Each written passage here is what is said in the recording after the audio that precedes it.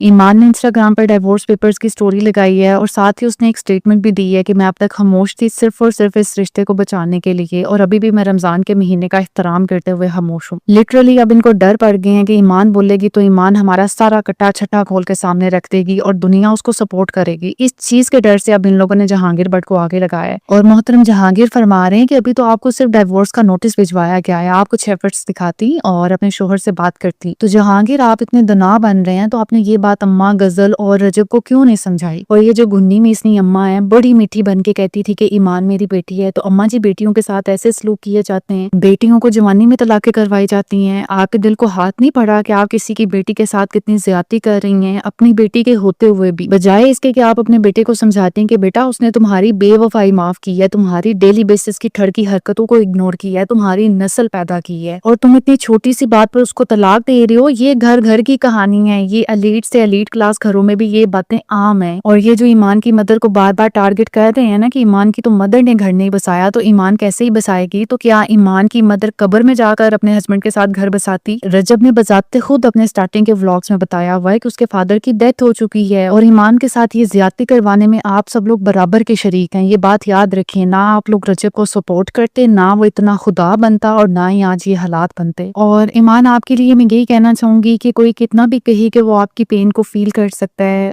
وہ نہیں کر سکتا، کیونکہ جو آپ پہ گزر رہی ہے وہ آپ ہی جانتی ہیں۔ اللہ تعالیٰ آپ کو حوصلہ اور ہمت دے، انفیکٹ آپ شکر ادا کریں کہ آپ کی اس جیسے نہ قدرے سے جان چھوٹ رہی ہے، اور جو شخص اپنی بیوی کی عزت کر نہیں سکتا، کروا نہیں سکتا، اس سے کیا ہی توقع۔